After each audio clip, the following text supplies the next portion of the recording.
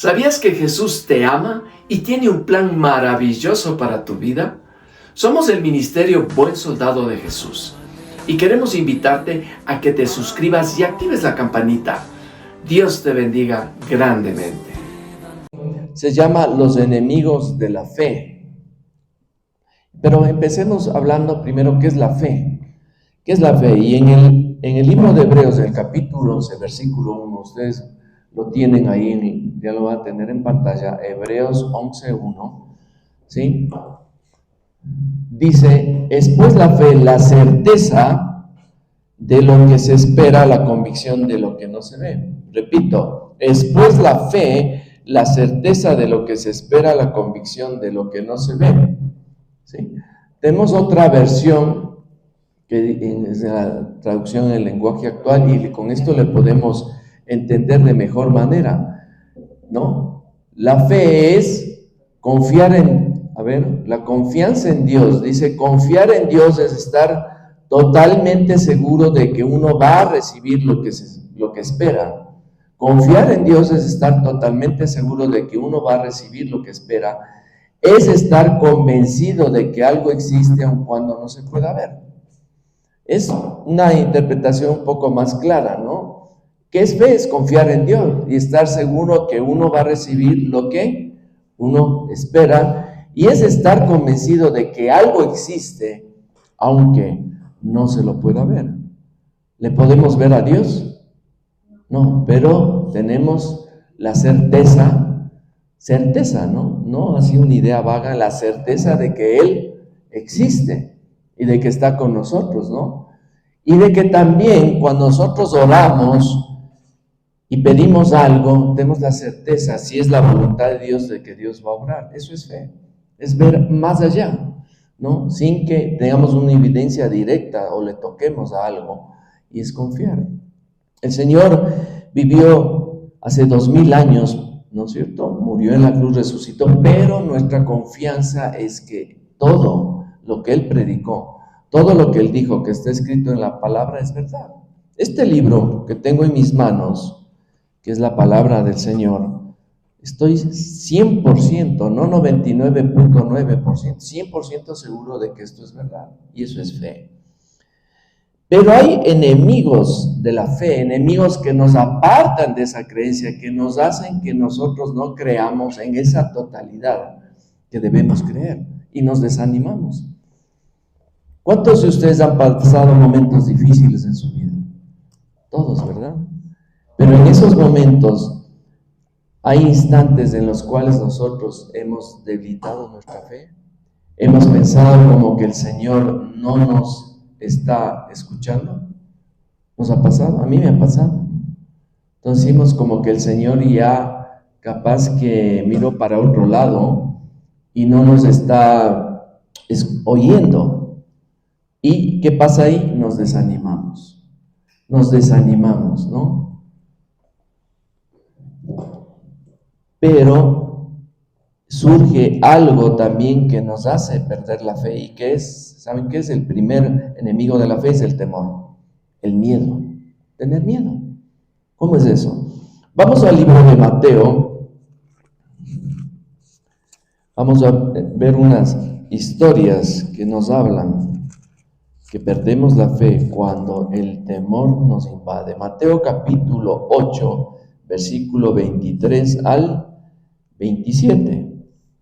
Y esta es una historia que es cuando Jesús está en una barca junto a sus discípulos y de pronto el mar estaba tranquilo, pero de pronto viene una tempestad, el mar se pone bravo, viene una tormenta, ¿no? Y vamos a leer lo que dice desde el versículo 23. Y entrando él en la barca, sus discípulos le siguieron. Y aquí que se levantó en el mar una tempestad tan grande que las olas cubrían la barca. Significaba que el agua empezó a entrar en la barca, ¿no? Pero él, ¿qué hacía el Señor? Dormía, dice. El Señor no estaba ahí despierto y preocupado diciendo ¿qué es lo que está pasando? Dice que él dormía, estaba él tranquilo. Y vinieron sus discípulos y le despertaron, es decir, se asustaron, tuvieron temor, tuvieron miedo, dijeron, nos vamos a hundir, nos ahogamos, nos morimos. Y vinieron sus discípulos y le despertaron diciendo, Señor, sálvanos, que perecemos. Señor, sálvanos, que morimos, ¿no? Y él les dijo, ¿por qué teméis, hombres de poca fe? Entonces levantándose, reprendió a los vientos y al mar, y se hizo grande bonanza. El mar automáticamente se calmó. Y los hombres se maravillaron diciendo, ¿qué hombre es este, que aún los vientos y el mar le obedecen? Muchas veces estamos en una barca que está tranquila y el mar se vuelve turbulento en nuestras vidas. Y empezamos a temer, Decimos, Señor, ayúdanos, que morimos, ¿no? Pero lo curioso de esta historia es que el Señor estaba con ellos, estaba ahí al frente, ¿no? No debió ser una barca demasiado grande, es prácticamente el Señor ahí, recostado, a unos pasos de ellos. Pero tuvieron temor. Así Dios esté cerca de nosotros. El Señor está cerca de nosotros, está a unos pasos de nosotros. Realmente está más cerca de lo que creemos, porque el Señor vive dentro de nosotros. Entonces, ¿por qué tenemos que tener miedo? Pero es natural en el ser humano temer. Pero no nos olvidemos que el Señor dijo, yo estoy contigo, no te dejaré ni te desampararé. Pero las pruebas nos hacen temer. Y el temor es un gran adversario para la fe. Veamos otra historia que está en el libro de Mateo también, un poco más adelante, en el capítulo 14, en los versículos 22 al 33. Vamos a leerlo juntos, ¿no? Enseguida Jesús hizo a sus discípulos entrar otra vez en una barca e ir delante de él a la otra ribera, entre tanto que él despedía a la multitud. Despedida la multitud, subió al monte a orar aparte, y cuando llegó la noche estaba allí solo. Estaban en una barca, pero después el Señor bajó de la barca y se fue a orar, ¿no? Y ya la barca estaba en medio del mar, o sea, sin el Señor. En este caso, el Señor no estaba allá en la barca, él se quedó ahí en la orilla, ¿no? Orando. Y ya la barca estaba en medio del mar, azotada por las olas. Igual volvieron el mar a ponerse bravo, porque el viento era contrario. Mas a la cuarta vigilia de la noche, Jesús vino a ellos andando sobre el mar. Es la historia en la que Jesús camina sobre las aguas, camina sobre el mar. Y los discípulos, viéndole andar sobre el mar, o sea, lo vieron andar desde lejos en la noche, imagínate, vieron una figura que venía caminando sobre el mar. También se asustaron, ¿no? Se turbaron, dice la palabra, diciendo, un fantasma, y dieron voces de miedo. ¿Sí? Otra vez el temor, ¿no? Pero enseguida Jesús les habló diciendo, tened ánimo, estén tranquilos, ¿no? Yo soy, no temáis. Entonces les respondió Pedro y le dijo, Señor, si eres tú, manda que yo vaya a ti sobre las aguas. O sea, Pedro dijo, yo también quiero caminar sobre las aguas. Y él le dijo, ven. Y descendiendo Pedro de la barca, andaba sobre las aguas para ir a Jesús. Impresionante, ¿no? Pedro comenzó a caminar encima de las aguas también. No solo Jesús podía caminar, Pedro también pudo por el poder del Señor. Dios nos ha dado poder a nosotros, pero siempre y cuando confiemos en el Señor. Miren, un milagro impresionante, caminar sobre las aguas. Y Pedro, empezó a caminar, pero, aquí viene el pero al ver el fuerte viento, tuvo miedo. Pedro está caminando, pero empieza la tempestad, ¿no? Así nos pasa a nosotros en nuestra vida. El Señor ya nos saca de una prueba difícil en nuestra vida. Nos da una nueva oportunidad, salimos avantes, es como que estamos caminando sobre las aguas con firmeza, pero empiezan de nuevo a asomar las pruebas. El viento empieza a acechar de nuevo, a arreciar de nuevo. ¿Y qué tenemos ahí? Miedo. Nos volvemos a debilitar. Y eso le pasó a Pedro.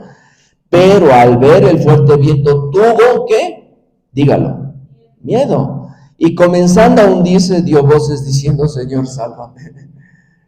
Tuvo miedo, dudó, ¿no? Empezó a caminar firme, pero el viento le asustó y empezó automáticamente a hundirse. Al momento Jesús extendiendo la mano, porque siempre el Señor está ahí, no, tranquilo, ya nos empezamos a hundir, pero el Señor nos coge la mano, asió de él y le dijo, hombre, igual, ¿qué les dijo cuando estaban en la historia anterior en la barca, cuando hubo la tormenta y él estaba con ellos? También les dijo lo mismo, hombres de poca fe, poquita fe, ¿sí? ¿Por qué dudaste? ¿No? Entonces, el temor y en verdad la duda, ¿sí? Son un gran enemigo de la fe. ¿Por qué dudaste, Pedro? Y cuando ellos subieron en la barca, se calmó el viento. Así funciona el Señor, automáticamente. Entonces, los que estaban en la barca vinieron y le adoraron diciendo, verdaderamente eres hijo de Dios. Esta última frase es la que nosotros debemos concienciarnos. Verdaderamente, Él es el Hijo de Dios. Jesús es Dios, ¿no? Tenemos al Dios de nuestro lado y no tenemos por qué temer. ¿Cuáles son tus temores en el día de hoy? No me lo digan ahorita, ¿no? Pero internamente, ¿qué temes? ¿A qué le temes? No sé, perder la salud tal vez, enfermarte gravemente. ¿Qué otro temor puede ser? La muerte tal vez, quedarte sin trabajo, sin sustento, ¿sí? Separarte de tu familia, ¿no? No sé, se me viene un montón de temores, ¿no? ¿Sí?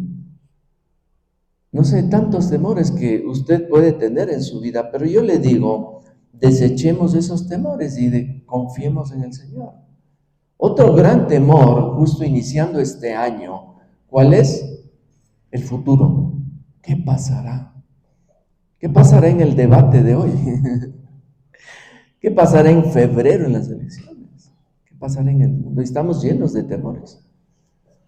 ¿Qué pasará con nuestro país? ¿Qué pasará con mi papá, mi mamá, mi prima, mi hermano? No sé, estamos siempre preocupados y eso nos hace ¿qué? Hundirnos. Nos hundimos automáticamente. Cuando deberíamos estar caminando, porque el que está al frente nuestro, con la mano extendida, dice, tranquilo, como los niños han visto cuando están dando sus primeros pasos, el papá le suelta a veces y no le coge, sino que él está al frente y le hace así las manos nomás, ¿no? Y el niño así como caminan, empieza a dar los primeros pasos y trastabilla, ¿no? Pero él, y ni apenas empieza a caer, y el papá le agarra. Así es el Señor con nosotros. Entonces no debemos temer. El temor nos aparta de Dios. El temor nos aparta de tener una vida ¿en qué? En Cristo, pero una vida en victoria en Cristo. ¿Queremos ser victoriosos en Cristo? Dígalo. Creo que nadie, no lo escuché. ¿Queremos ser victoriosos en Cristo? No, tampoco, o sea, son uno por ahí creo que quiere ser. A ver, ¿queremos ser victoriosos en Cristo? Sí. Ah, bueno, un poquito mejor. Como medios victoriosos les veo, ¿no? Pero no, bueno. Primera de Juan 4:18. 4:18. ¿Qué dice? Voy a leerlo viendo la pantalla. En el amor no hay temor. Repita conmigo, por favor. En el amor no hay temor. Dígale una vez más. En el amor no hay temor, sino que el perfecto amor echa fuera el temor, porque el temor lleva en sí castigo, de donde el que teme no ha sido perfeccionado en el amor. ¿Cómo es esto? En el amor no hay temor. Sí. En realidad, me acuerdo de la historia de un pastor que fue a trabajar con pandilleros en la ciudad de Nueva York. Y los pandilleros no eran fáciles, realmente era gente que te podía matar, como hoy, las pandillas de nuestro país. Y cuando el pandillero se acercó donde él, en un acto de desafío, un pandillero llamado Nicky Cruz, un puertorriqueño ahí, que era una persona tremenda, ¿no? Él era, ¿no? Llegó después de ser un gran pastor. Él mataba a alguien por $1, ¿no? Y como peleador era invencible, era un campeón para la pelea. Él se batía puñal en mano con otros. Y era un tremendo luchador. Y se acercó donde el pastor le dijo, no, yo te voy a matar. Y el pastor le dijo, ¿sabes qué? Cristo te ama. Jesús te ama. Y él se desmoronó. ¿Cómo es esto? ¿No?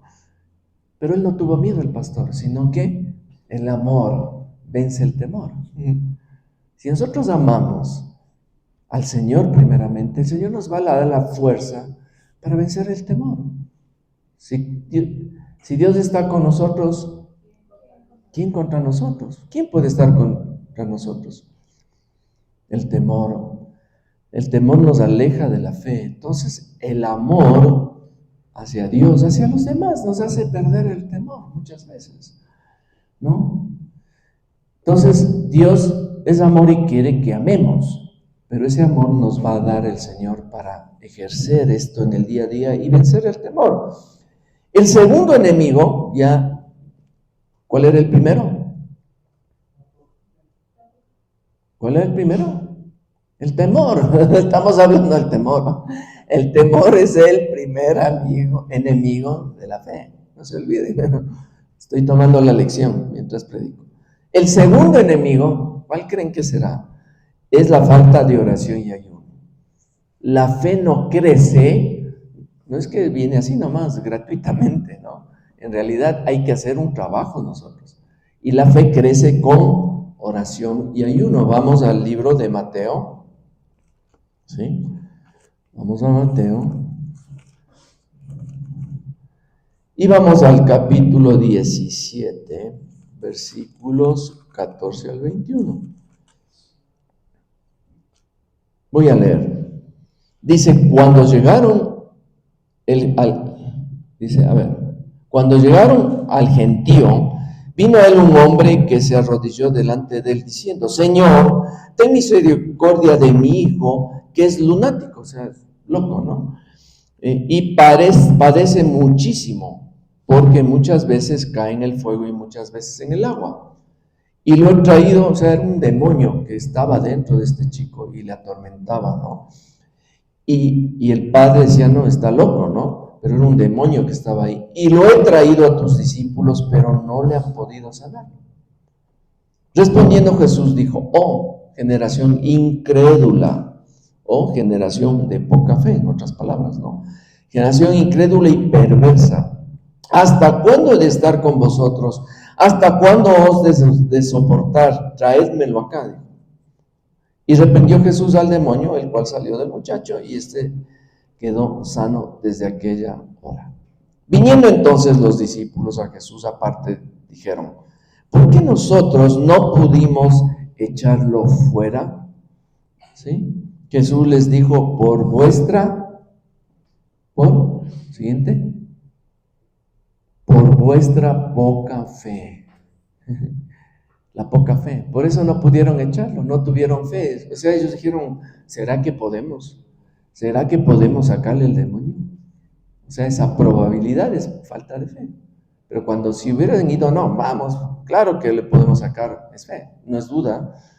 Entonces dice, porque de cierto os digo que si tuvieres fe como un grano de mostaza, ¿alguien ha visto un grano de mostaza?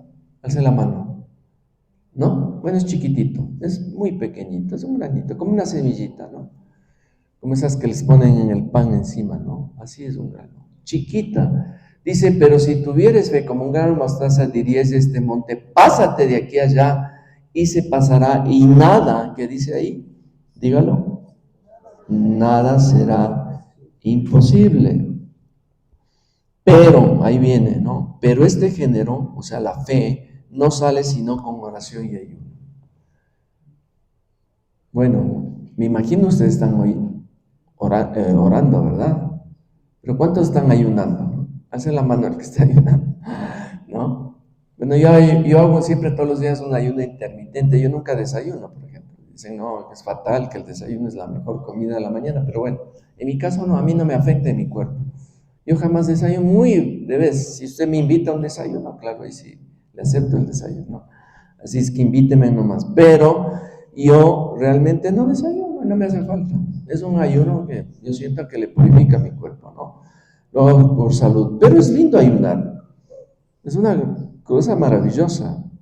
Alguna vez podríamos tener una enseñanza sobre el ayuno. Pero pruébele. Yo alguna vez no había probado. Dije, no, tremendo, dejar de comer. Pero como no estoy acostumbrado a desayunar, bueno, el almuerzo ya. Pero también no me hace falta también el almuerzo. Puedo ayunar de corrido. Yo, mi esposa es testigo. Yo siempre ayunaba una vez a la semana, todo el día, en mi trabajo. Y tenía un grupito de oración y en el almuerzo aprovechamos para orar. Nos reuníamos ahí con unos compañeros. Y en la tarde y noche yo ya iba a mi casa y rompía el ayuno. Es un ayuno que no es total, ¿no? Es parcial. Usted puede dejar de desayunar y rompe el ayuno con el almuerzo, por ejemplo. O desayuna, no almuerza y no almuerza y rompe el ayuno con la merienda. O desayuna, almuerza y no cena. Bueno, hay varios tipos de... Hay que empezar piano, ¿no? No les voy a decir que dejen de comer una semana, ¿no? Pero realmente pueden hacer parcialmente. Pero es lindo. ¿Por qué? Porque la carne se sujeta aquí al espíritu. O sea, el espíritu, cuando estamos solo comiendo y comiendo y comiendo, el espíritu está un poquito más débil, ¿no? Pero cuando la carne dejamos que, digamos, le mermamos a la carne, ¿no? A este cuerpo, el espíritu empieza a aflorar. Y es maravilloso. Yo una vez no comí 3 días seguidos, solo agüita, ¿no? Es bueno tomar agua, ¿no? Pero agua sin azúcar, sin nada, ¿no? Agua pura. Y el primer día fue difícil.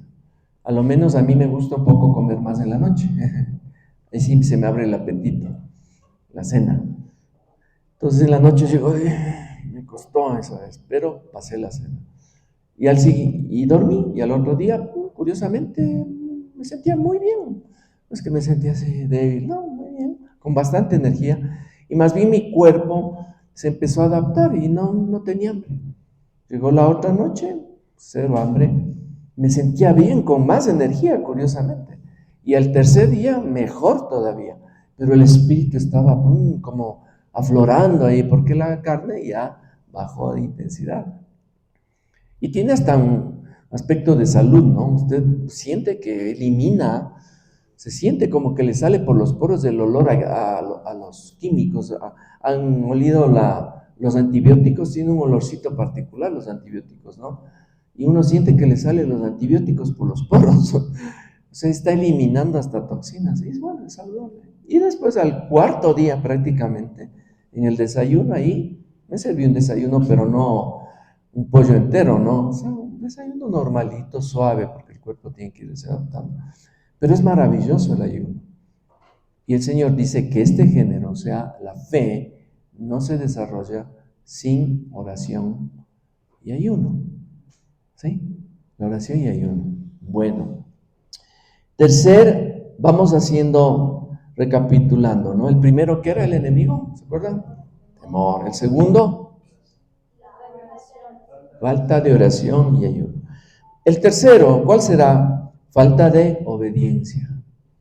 La fe ¿Qué le dijo el Señor a Pedro? Ven.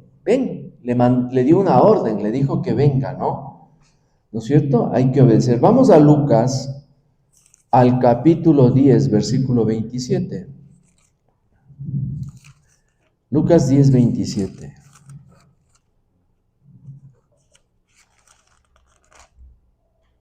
¿Ya?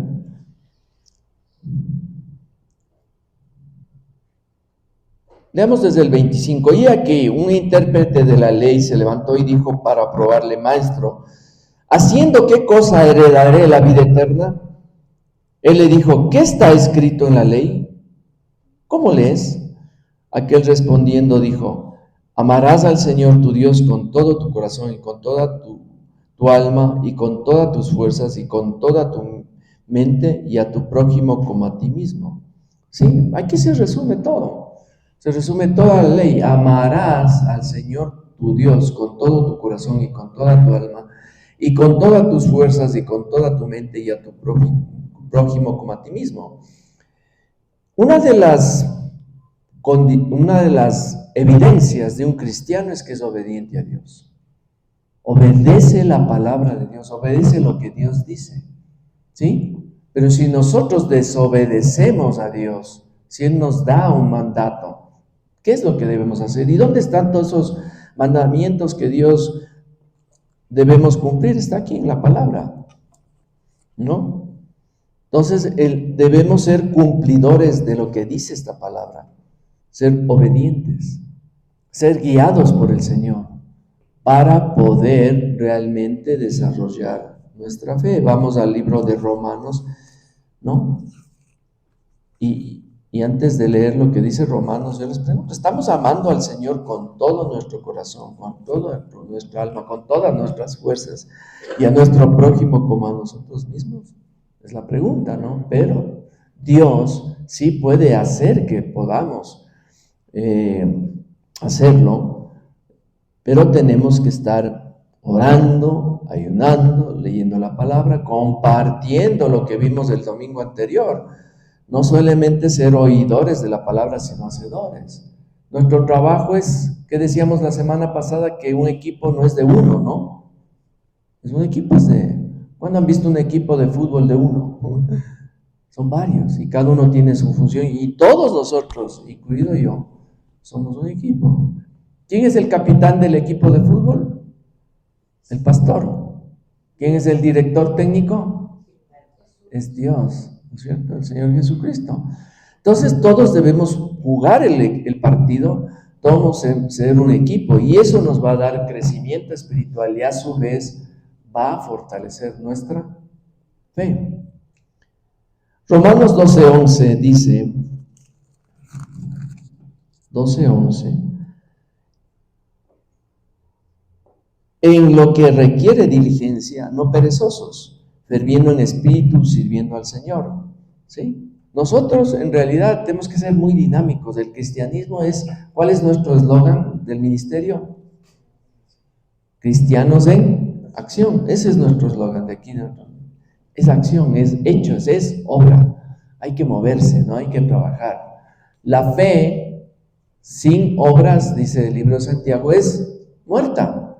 Podemos tener mucha fe, entre comillas, ¿no? Pero si no hacemos, ejecutamos, nos movemos, esa fe es muerta. Nosotros somos cristianos en acción. No somos cristianos pasivos, sino activos en nuestra vida diaria. Y vamos a ver muestras de obediencia y hombres de tremenda fe que están en la Biblia. Yo les voy a contar la historia, no vamos a ir a la historia porque cada historia es muy larga. Pero empecemos con Noé. ¿Se acuerdan? Noé, el famoso Noé. En los tiempos de Noé, y les vuelvo a recordar, no había llovido. No sé si ustedes sabían eso, pero en los tiempos de Noé no llovía. No conocían la lluvia. Dice que había un vapor, como en la mañana, ¿cómo se llama? El rocío, ¿no? Que subía, y esa humedad hacía que las plantas tengan agua, pero llover del cielo no había llovido. Realmente inició desde Noé, pero la maldad se había acrecentado tanto en ese tiempo que el Señor dijo, me arrepiento de haber creado al hombre. ¿Cómo es eso? ¿Dios se arrepiente? Sí, se arrepintió, dijo, hay mucha maldad, pero había una familita, una, en todo el planeta Tierra, una que se mantuvo fiel al Señor, y era Noé y su familia, su esposa, sus 3 hijos y sus 3 nueras, 8 en total. Y él les llamó a Noé, le dijo, Noé, Noé, y el Señor respondió, le dijo, mira, viene un diluvio y voy a raer toda vida de la tierra, salvo a él y su familia, y tienes que construirme un arca. ¿Y qué le dijo Noé? No, Señor, ahorita estoy ocupado, es que tengo otros trabajos que hacer, no puedo construir un arca. ¿Dijo eso? No, él construyó el arca. Se demoró, no es específico en la Biblia, pero dicen como 100 años, porque construía él y sus 3 hijos, ¿no? Sus 3 hijos, imagínense. Entonces se demoró 100 años, pero cumplió, ¿no? Él obedeció. La obediencia es parte de nuestra vida como en el Señor. Tenemos que ser obedientes. Hay cosas que el Señor nos puede demandar que son un poco duras, difíciles tal vez de hacer, y humanamente no las queremos, pero hay que ser obedientes. El Señor te puede decir, mira, perdónale a tal persona. Y uno dice, es que me cuesta, es que me ha hecho mucho daño o algo, ¿no? Pero es obediencia. Por eso el perdón no es una emoción, es una decisión. Hay que decidir, hay que ser obediente. Después Dios va dando fruto. Pero si no eres obediente, no va a haber un crecimiento de fe en ti y no vas a poder agradar a Dios. El otro caso es el de Abraham. Ustedes saben, ¿no? Abraham, un hombre ya que vivió en una población alejada de lo que es hoy Israel. No es que Abraham nació en Israel, él nació en lo que es hoy Irak, ahí lo que antiguamente se llamaba Babilonia. Él dice que es el Ur de los caldeos, ¿no? Esa población queda en Irak. Si Israel está aquí, Irak está por acá. Y el Señor le dijo, coge, dice, deja tu parentela, deja tus familiares, porque a veces nos aferramos también a la familia, ¿no? Y no queremos desprendernos, pero él dijo, deja tu parentela, o sea, toma tu esposa, ¿no? Y fue con ellos su sobrino, que era Lot, y ve a una tierra que yo te mostraré. ¿Y qué le dijo Abraham? Pero Señor, ¿cómo me voy a separar aquí? Aquí está mi familia. No dijo eso, dijo, claro, Señor. Como decíamos en el argot militar, su orden cumplió la voluntad de Dios y fue a una tierra que él desconocía. ¿Qué es lo que es Israel actualmente? Que es Canaán, ¿no? La tierra se llamaba en ese tiempo. Y es una tierra que Dios le dio al pueblo de Israel milenariamente, desde hace full años, ¿no? Ellos son los dueños de esa tierra. Y llega Abraham a esa tierra y bueno, él ya pasaron los años y era un hombre anciano, ya tenía 100 años, y su esposa Sara tenía 90, pero Sara era estéril. Ustedes saben, ella no podía tener hijos. Y ahí es que, bueno, la historia es que ella le dice, bueno, tengo un hijo con mi esclava, Agar, y tuvo un hijo que se llamó Ismael, del cual, por cierto, descienden los árabes. Pero la promesa que le hizo Dios a Abraham era que él tendrá una descendencia que no la podrá contar, será como las estrellas del cielo o como la arena del mar. Y si ustedes no lo saben, nosotros somos descendientes de Abraham.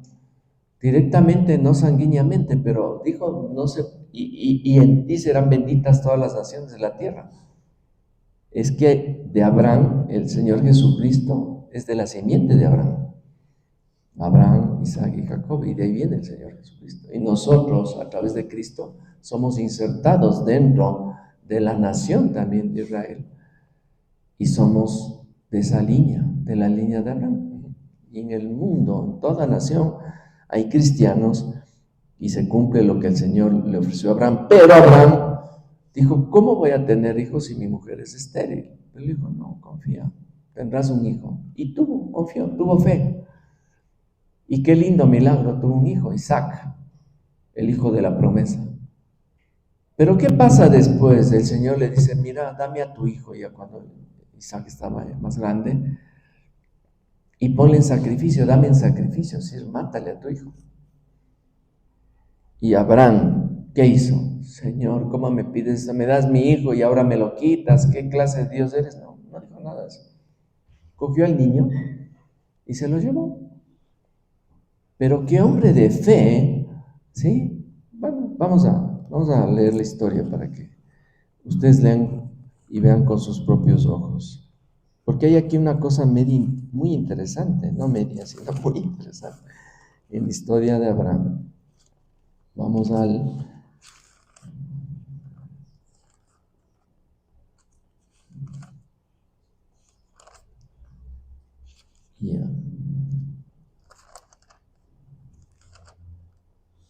Dios ordena a Abraham que sacrifique a Isaac, ¿no? Vamos al capítulo 22 y vamos a leer brevemente, ¿no? Génesis 22, del capítulo 1. Génesis 22. Aconteció después de estas cosas que probó Dios a Abraham, porque Dios prueba nuestra fe, y le dijo a Abraham, y él respondió, heme aquí, así nomás, su orden en otras palabras. Y dijo, toma ahora tu hijo, tu único Isaac, a quien amas, y vete a tierra de Moriah, y ofrécelo allí en holocausto sobre uno de los montes que yo te diré. Siguiente. Y Abraham se levantó muy de mañana, miren, madrugó. Dijo, hay que cumplir la orden. Pero qué tremenda orden, pues, que sacrifique a su propio hijo. Se levantó muy de mañana y enalbardó su asno y tomó consigo 2 siervos suyos y a Isaac su hijo y cortó leña para el holocausto y se levantó y fue al lugar que Dios le dijo. Siguiente. Al tercer día alzó Abraham sus ojos y vio el lugar de lejos. Entonces dijo Abraham a sus siervos, miren lo que les dice Abraham a sus siervos, esperad aquí con el asno. Y yo y el muchacho iremos hasta allí y adoraremos. ¿Y qué dice? Y volveremos. Y no dice, y volveré. Habla en plural. O sea, vamos allá, adoraremos y regresaremos. ¿Cómo es eso? ¿Cómo va a regresar con el niño si ya lo va a sacrificar? Tuvo fe. Dijo, algo va a hacer Dios. Seguro que no me quita a mi hijo. Tuvo esa confianza impresionante, ¿no? Siguiendo. Y tomó Abraham la leña al holocausto y la puso sobre Isaac, su hijo, y él tomó en su mano el fuego y el cuchillo, y fueron ambos juntos. Entonces habló Isaac a Abraham su padre, y dijo, Padre mío, y él respondió, heme aquí, mi hijo. Y él le dijo, he aquí el fuego y la leña, mas ¿dónde está el cordero para el holocausto? Y respondió Abraham, Dios se proveerá de cordero para el holocausto, hijo mío. E iban juntos. Y cuando llegaron al lugar que Dios les había dicho, edificó allí Abraham un altar y compuso la leña y ató a Isaac su hijo y lo puso en el altar sobre la leña. Y extendió Abraham su mano y tomó el cuchillo para degollar su hijo. Entonces el ángel Jehová le dijo, voces del cielo, dijo, Abraham, Abraham. Y él respondió, heme aquí. Y dijo, no extiendas tu mano sobre el muchacho ni le hagas nada, porque ya conozco que temes a Dios, por cuanto no me rehusaste tu hijo, tu único. Sí, y ahí pues mira, he comprobado que tú eres temeroso de Dios, que Dios está sobre ti, es el primer lugar. Pero Abraham no tuvo temor.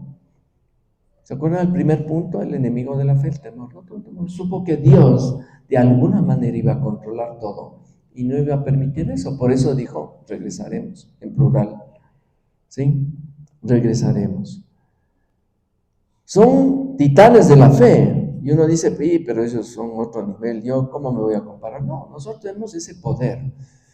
Dios está con nosotros. Y el último ejemplo de fe impresionante fue el mismo Señor Jesucristo, que fue obediente a Dios, a su Padre, y fue a la cruz por nosotros. ¿Sí? Y dijo, no se haga mi voluntad, sino la de mi Padre.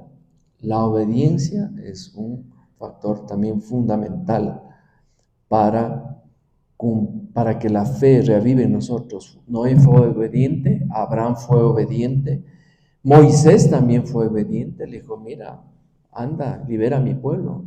Él ya vivía en otro lugar, estaba ya fuera de Egipto, pero obedeció, y Jesús es la cúspide de la obediencia a Dios. El cuarto punto, ¿sí?, es falta de dirección del Espíritu Santo. Nosotros tenemos que ser guiados por el Espíritu Santo. Eso aviva nuestra fe en nosotros. Un cristiano tiene que ser un siervo del Espíritu Santo, estar guiado por el Espíritu Santo, que Él nos muestre, tener discernimiento. Romanos 8:14, ¿qué dice? Romanos 8:14. Y este es un hermoso versículo, que es la esencia de un cristiano, porque todos los que son guiados por el Espíritu de Dios estos son hijos de Dios. Debemos ser guiados por el Espíritu Santo. A veces somos guiados por nuestras propias emociones, por nuestra propia voluntad, nuestros propios anhelos, pero no por el Espíritu Santo. Y un cristiano debe ser guiado por el Espíritu Santo en todo, para entender la palabra, para comprender el plan de Dios. Nosotros por sí mismos no lo vamos a entender si no dejamos que el Espíritu Santo nos guíe. ¿Y cómo aflora el Espíritu en nuestras vidas? Con esto: oración, ayuno, congregarnos, leer la palabra y hacer la palabra. El Espíritu va a aflorar en nosotros, nos va a decir, no hagas esto, esto se hace, y vamos a tener la guía. Porque a veces, por falta de conocimiento, por falta de presencia del Espíritu Santo, cometemos muchos errores y no entendemos muchas cosas. La misma palabra nos parece inentendible realmente, pero debemos ser guiados. Y miren lo que dice, que los que son guiados por el Espíritu de Dios, estos son hijos de Dios. Amén. Vamos a ver el quinto punto. ¿Sí? Vayan recordándose, ¿no? Vamos hasta ahorita. El primero era, el 2, 3, obediencia. El cuarto, el último que vimos, dirección del Espíritu Santo. El 5 también es que Dios tiene que trabajar en nosotros en cambiar nuestra manera de pensar. No podemos ser un triunfador en Cristo, una persona llena de fe, si nuestra mente sigue como siempre, nuestra manera de pensar. Bien dicen que uno es lo que piensa. Y el Señor nos dice en Romanos 12:2, es un tremendo versículo, dice, no os conforméis a este siglo. En otras palabras, no te adaptes a las tendencias de este tiempo, ¿sí? Sino transformaos por medio de la renovación de vuestro entendimiento. El Señor dice, tienes que cambiar tu manera de pensar. No podemos ser cristianos en acción, cristianos victoriosos, cristianos poderosos, potentes, y que seamos realmente un vaso adecuado para que Dios nos utilice, si no, nuestra mente sigue siempre como siempre.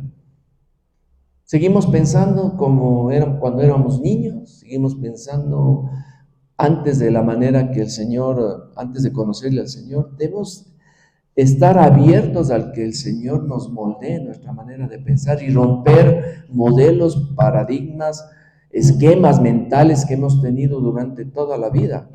Pero tenemos que estar abiertos a eso. Es bien difícil.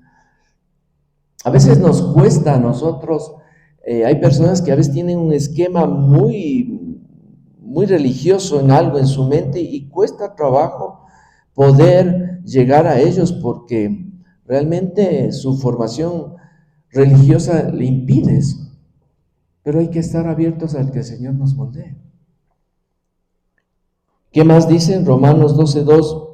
Dice, si no, transformaos por el de la renovación de vuestro entendimiento, para que comprobéis, para que puedas por tus mismos ojos comprobar cuál es la buena voluntad de Dios, que la voluntad de Dios es agradable y perfecta. Si no cambiamos la manera de pensar y somos abiertos, relajados para que Dios nos moldee, ¿sí? No vamos a poder descubrir ¿qué? La buena voluntad de Dios. No vamos a descubrir la voluntad de Dios que es agradable y perfecta. Y dice, no, es que yo soy así he pensado, así me educaron, así me criaron, no puedo cambiar. El Señor, ¿qué hace? Así un gesto, dice, bueno, ¿qué puedo hacer contigo, hijo mío? ¿No? Si no estás abierto a que yo te moldee. Imagínense en Abraham mismo, ¿no? Pero Señor, como aquí tengo ya mi vida, ¿cómo me llamas a irme a otro lado? No, obediencia, dejarnos llevar por Dios. Pero si tú sigues empecinado en que no, así soy y así me voy a morir, bueno, así te vas a morir, sencillamente. Pero dejémonos que el Señor nos moldee. Y eso es obediencia. Y es lindo, porque ya nosotros nos rendimos. Cuando uno acepta a Cristo, muere a su independencia. Ya no es independiente. Yo hago lo que quiero. Cuando uno acepta a Dios, es dependiente ¿de quién? De Dios. Y Él es el que dirige tu vida. Ya no tú. Ya no tu propia sabiduría.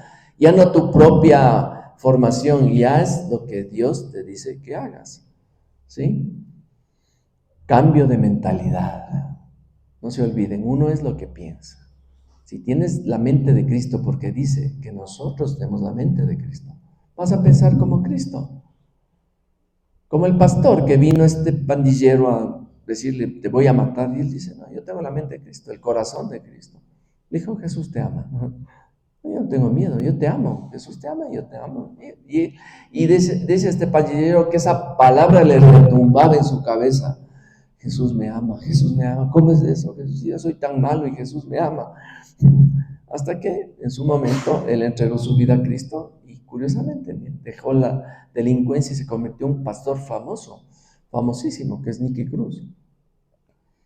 El amor de Dios puede cambiar al más malvado.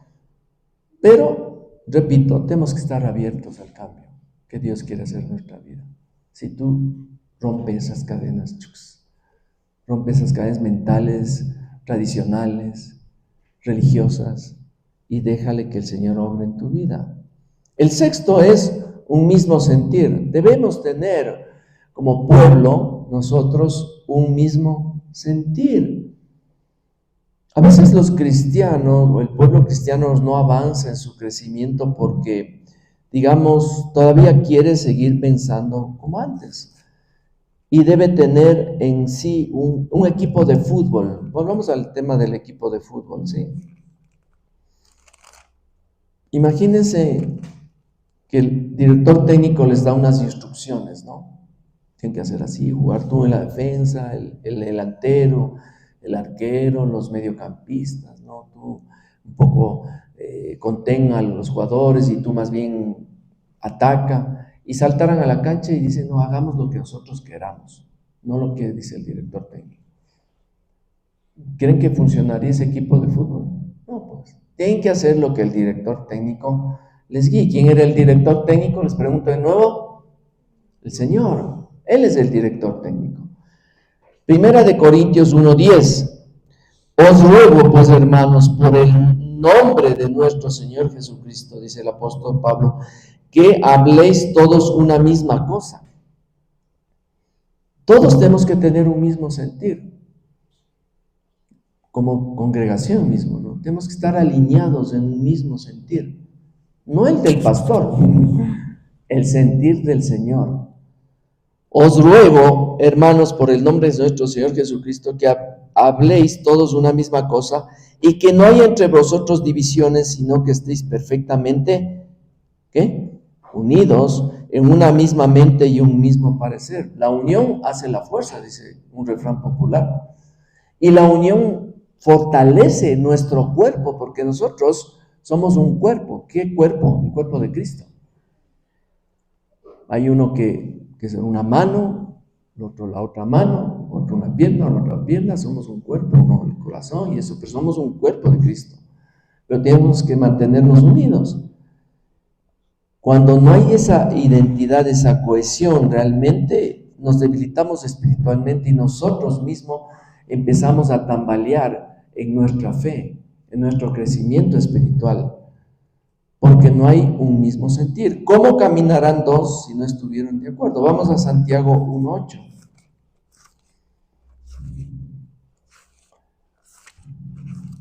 Santiago 1:8. ¿Qué dice? El hombre de doble ánimo es inconstante en todos sus caminos. La inconstancia es otro enemigo de la fe.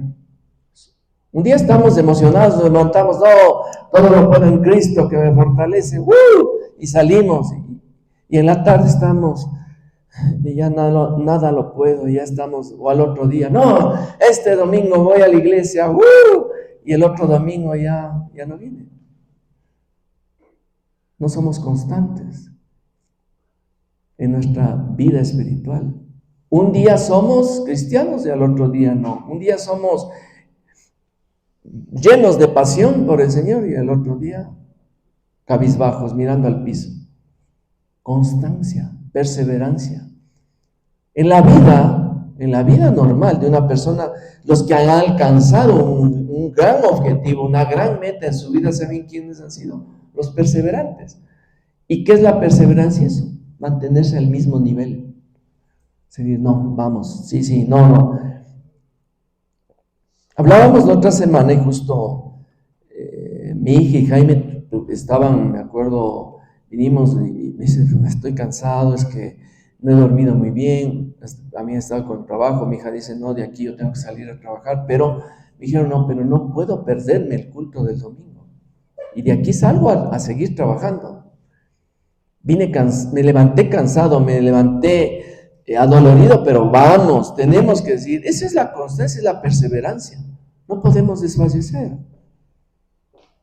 ¿Ustedes no creen que yo me canso? Claro. Decía, cansado a veces, pero digo, no, es el Señor, yo tengo que estar ahí, y esa es mi pasión, no puedo dejar a un lado esto. Vino nuestra prima y nos dice, oye, pero aquí hay un montón de cosas que hacer, porque armar todo esto hay que armar. Nosotros venimos ya a las 10, estamos aquí para armando todo, porque demanda una logística, no es que es así, que llegamos y ya en el hotel nos tienen todo listo, ¿no? Las sillas nomás. Pero es un trabajo, pero lo hacemos con gusto. Y mi prima dice, oye, pero es un trabajo realmente. El otro día estábamos con una pareja que nos invitaron a una cena y dijeron, oye, sí, realmente es admirable el trabajo porque demanda un esfuerzo y es difícil. Le digo, en realidad para nosotros, le digo, honestamente no es difícil, porque cuando algo amas, ¿sí? Lo haces no es una carga, es una satisfacción. Nosotros hacemos esto no por carga, es una satisfacción, un amor. ¿A quién? Al Señor. No es una carga para nosotros venir más temprano, no es una carga para mí quedarme un buen tiempo preparando una prédica. Nunca debe ser una carga orar, nunca debe ser una carga ayunar, nunca debe ser una carga hacer algo para el Señor, jamás. Tenemos que salir adelante y Dios nos va a apoyar, pero el cristianismo no es light, no es suave. El que no toma su cruz y me sigue, dice el Señor, no es digno de mí. ¿Y qué significa eso? Un peso, o sea, hay que esforzarnos, hay que salir adelante. Entonces, en este mundo que todo es fácil, todo es cómodo, ¿no es cierto? Desde que inventaron los controles remotos, la vida es cómoda para las personas. Ahora hasta las ventanas, las cortinas se mueven con controles remotos. Antes la gente se levantaba a cambiar de canal, ¿no es cierto? Se levantaba a abrir la puerta del garaje, ahora todo es clic, clic. Claro, es una comodidad, es un beneficio. Pero nosotros como cristianos debemos salir de esa zona de confort y hacer algo más por el Señor, así nos duela. Así nos duela, mis hermanos. Si no, ¿cómo nuestra fe va a crecer? Si estamos en una zona de confort, nuestra fe no va a crecer. Tenemos que tener un mismo sentir, estar unidos, compartir una misma creencia. Las iglesias sí se dividen cuando un grupo ya no piensa de una manera, otro piensa de otra manera. Es como un equipo de fútbol, ¿no? Cuando todos están cohesionados, tienen un mismo objetivo, ese equipo es invencible. Y ese es el trabajo del director técnico, sembrar eso en ellos. Y el último enemigo es la religiosidad. Religiosidad. Vamos a Romanos 6:14.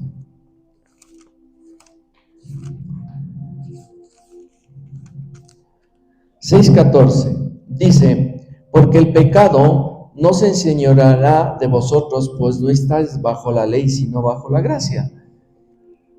Cuando el Señor estuvo aquí, como Dios decía en la prédica anterior, el Señor ¿con quién confrontó? ¿Fue con los discípulos que confrontó? No. ¿Saben con quién confrontó? Con los religiosos de ese tiempo, con los fariseos. Con ellos peleaba, porque ellos estaban a la casa siempre de ponerle tropiezo al Señor. Oye, ¿cómo es que tú, el día de reposo, tus seguidores cosechan espigas para comer? ¿O cómo tú sanas en el día de reposo? La religiosidad es un gran enemigo de la fe. Pero aquí dice que nosotros ya no vivimos bajo esa religiosidad, ya no estamos bajo la ley, porque el Señor abolió eso. Con su venida estamos bajo la gracia. Los esquemas religiosos de nuestra vida diaria nos impiden caminar con libertad. Gálatas 2:16.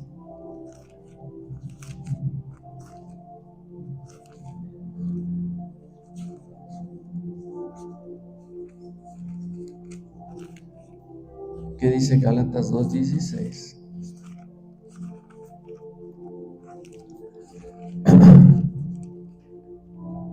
Dice lo siguiente: Sabiendo que el hombre no es justificado por las obras de la ley, sino por la fe en Jesucristo, nosotros también hemos creído en Jesucristo para ser justificados por la fe de Cristo y no por las obras de la ley, por cuanto por las obras de la ley nadie será justificado.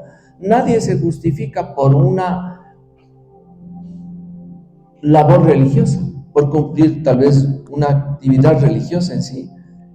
Somos justificados por Jesucristo, por creer en Él, y eso es un regalo que es gratuito.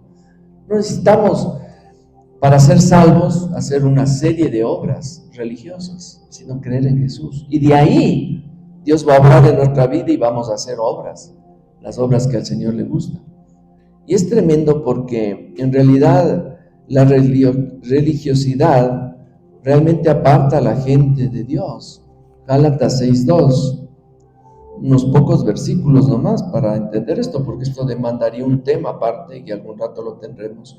Hermanos, si alguno fuere sorprendido en alguna falta, vosotros que sois espirituales, restauradle con espíritu de mansedumbre, considerándote a ti mismo, no sea que tú también seas tentado. Sobrellevad los unos a otros las cargas de los otros y cumplid así la ley de Cristo. Los judíos estaban empecinados, ensimismados en su ley religiosa. Nosotros vivimos ya bajo la ley de Cristo. Y a veces hay contiendas en un grupo cristiano por cosas religiosas, por legalismos. ¿Cómo hicieron esto? ¿No? Alguna vez tuvimos aquí, ¿no? Que hubo algún pequeño impasse por un tema de un vaso de cerveza. ¿No es cierto? Pero yo les digo, dice aquí que vosotros que sois espirituales, restaurale con espíritu de mansedumbre, considerándote a ti mismo, no sea que tú también seas tentado. La religiosidad, los legalismos apartan a las personas de Dios. No es bueno. No es bueno. ¿Sí? La fe se muere con este tipo de caminar religioso, solo cumplir ciertas normativas externas cuando hay normativas internas. Los judíos le acusaban al Señor de muchas cosas y en una ocasión ellos se jactaban de que cumplían con los diezmos. Los judíos, ellos eran siempre en primera fila diciendo, miren, aquí estoy diezmando, ¿no? Miren, yo sí doy plata y pum, ponían, ¿no? Y el Señor les confrontó, les dijo, sí, está bien que diezmen, pero se han olvidado lo principal, que es que la misericordia. Entonces a veces nos guiamos por cosas externas y olvidamos cosas internas, que es la misericordia. ¿Y qué Dios quiere? Que veamos una plenitud en Cristo Jesús, un cristianismo gozoso. ¿Cuántos de ustedes están gozosos este día? ¿Amén? Bueno, no me siento muy gozosos, pero bueno. ¿Cuántos están gozosos? Amén. Ya. Y ese gozo viene del Señor. Dios ya pagó lo duro, Él hizo el trabajo difícil, Él hizo el trabajo complicado. Nosotros, nuestro trabajo es aferrarnos al Señor, dejar que Él nos vaya moldeando, que vaya cambiando nuestra manera de pensar, buscando la unión como familia y la unión como cuerpo de Cristo. ¿Sí? Todos estos principios que hemos visto hoy, dejando a un lado el temor, ¿sí? Deja a un lado la duda, un cristiano amante de la oración, de buscar de Dios, de qué puedo hacer por ti, Señor, qué más puedo hacer. Obediente, dispuesto a ser guiado por el Espíritu Santo, ¿no? Ese tipo de cristiano, yo les digo, va a ser como los gigantes de la fe, como Abraham, como Noé, como Moisés. Y el Señor, Pablo dijo que seamos imitadores de Él, como Él lo es de Cristo, como lo es Pablo de Cristo. Nosotros debemos imitar a Cristo. ¿Qué hizo el Señor? Dejemos la duda a un lado, los temores, el pasado. Vamos hacia adelante. Transformémonos a través de nuestro Señor Jesús. Amén. Espero que este video haya sido de gran bendición para tu vida. Te invito a que nos sigas en nuestras redes sociales y que nos escribas al siguiente correo electrónico. Y si vives en Quito, Ecuador, visítanos en esta dirección. Tenemos todos los domingos a las 11 de la mañana nuestro culto. Que Dios te bendiga grandemente.